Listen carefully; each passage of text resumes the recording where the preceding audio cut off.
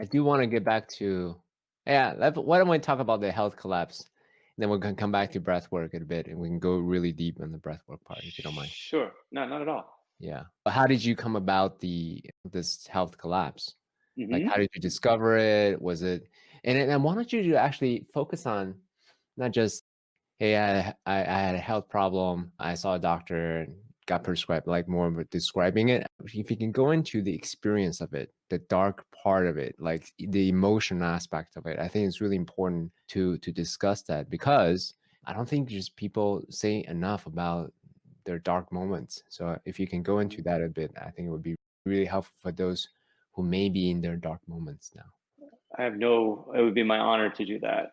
Up until about October of 2016, I had been working in a leadership, you could even say senior leadership capacity in the media industry. So graduating college, full circle, talk about following the thread. Coming out of college, I graduated with a degree in marketing. But at the same time, I always, through my teen years, I held this passion for health and wellness because of what I experienced in my childhood. And through my college years, I was not sure about, okay, what do I want to do?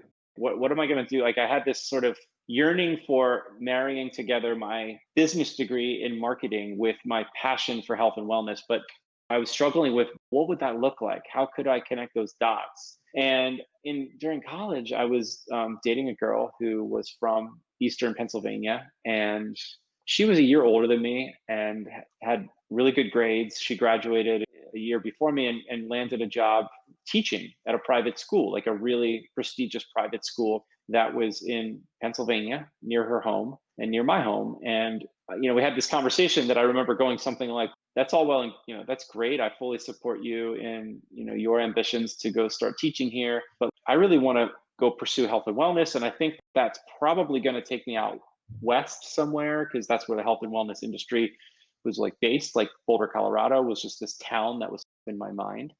And she's, I'm not leaving here. Like I have a job. This is where my family is. So I thought, okay, I like this girl. I want to give it a go. And maybe I need to figure out how to find a job here that suits my passions. So someone said, you should consider Rodale.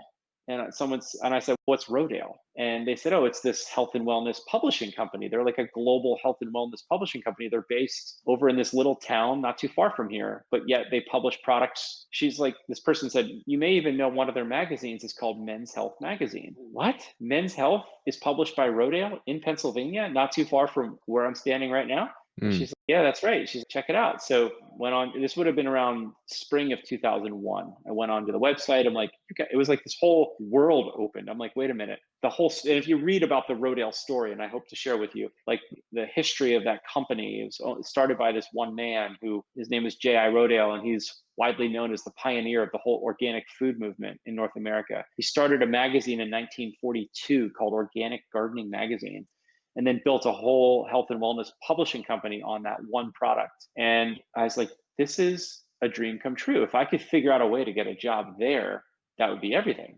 And Mm. so thus begun the journey. I ended up like applying through the traditional channels. I didn't know anyone there. So I just applied to the HR department and landed a job, like an entry level marketing job for Men's Health Magazine in September of 2001. By the way, the girl and I didn't last too much longer beyond that. I think we broke up shortly thereafter, but I ended up spending 13 amazing years working in publishing for Rodale and became the publisher and managing director of several of the products. And then in 2013, I got recruited away from Rodale to a competitive company, a company that competes with Rodale called Active Interest Media. They're based in Boulder, Colorado. So again, it's like this whole thread just began to connect. And I thought, now's my chance to move out west and go experience the world in another place. So I moved out there and spent 3 years. My then fiance and I moved together and we got married and we called that our 3-year honeymoon. I was the managing director of Yoga Journal magazine and some other health and wellness products. And I ultimately wasn't really fulfilled in that work. I missed the mission, the sense of mission, the sense of purpose that I found in Rodale. I missed the family orientation that company had. And lo and behold, I get a call from the third generation CEO of the company, Maria Rodale. And she called me around the end of 2015 and invited me back to basically have a very senior position. I was going to be the senior vice president over an entire division of Rodale Incorporated. The media industry was starting to really fall on challenging times around that year. At that point, Google and Facebook were taking about 70 cents market share of every dollar spent on media and advertising. So publishers like Rodale were just struggling to stay relevant. And my job was to come back and try to lead that company through a very challenging time. And I think, have you ever heard this whole idea of like the loyal soldier? This sort of idea that many men in particular struggle with this complex that we're meant to fix everything and so that we are somehow superhuman and that we can somehow take on the world. And that was the mindset I had around this. Not, it was subtle. I didn't lead with this idea. It was coming from a very humble place, but I think deep down at the center of my being, my soul probably felt like maybe, yeah, maybe Jeff, you are the one that could save this. And so I went back to Pennsylvania, and within the first year, it was the hardest job I ever signed up for. I was on and off airplanes all the time. I never saw my wife. I was taking on a $40 million turnaround and a $4 million startup. So I oversaw two products. And Sorry, I didn't understand. 40 million turnaround and a $4 million startup. What does that mean? yeah. So I had two jobs. I was the senior vice president and managing director of Prevention, the Prevention brand, which was a magazine and a whole business line of products that was worth about a $40 million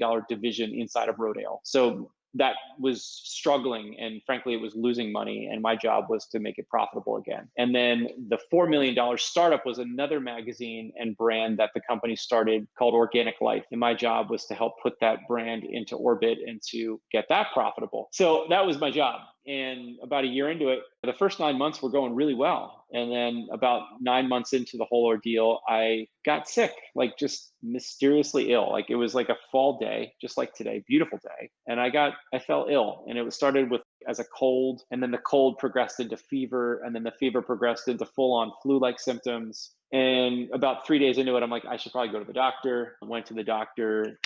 I didn't really have a good doctor because I was pretty healthy guy. So went to a family doctor at the hospital. He did a whole evaluation on me, did a bunch of blood work, found nothing at all, and then said, focus on bed rest. You probably just have a fall flu or a fall cold, or a virus. So that was like about 10, 12 days into it. I'm still not getting better. Kept going back, calling the doctor's office, explaining, hey, I'm sick. Like, guys, I'm really sick. Can someone please help me? And they're like, we're doing everything we can for you. Just focus on getting better. And so I took a week off of work. Finally, I forced myself to go back to work. Like the fever broke, and then I just wasn't right. And from about the end of October through the end of the year, like December, I would get just well enough to get back to work, only to fall ill again. And it was like this process over about 12 weeks. It was the same cycle. And finally, December 27th of 2016, I went back to that doctor one final time. And I said, Doc, I am still not better. You got to help me. There's something seriously wrong. And he looked at me and he said, the only thing that I can do for you is offer you a prescription to an anti-anxiety and an antidepressant. Because at that point I was having like panic attacks. Like I was scared to death. And he's like, beyond that, Jeff, we've sent you to 4 specialists. There's nothing wrong with you. You're overworked, you're burned out, and the whole cause of your health collapse is that that you're trying to push yourself beyond your limits. So now it's January. He said, I'll tell you what, I'll write a medical doctor's note to send you on medical leave that will allow you to get paid on disability. So talk about humility. I went from being this top performer, this high performing athlete, this business executive, to bedridden on the couch and no answers as to what caused that health collapse. So now about 4, 5, 6 weeks into being at home on medical leave, a good friend said, you might want to consider finding yourself to what's called a functional medicine doctor.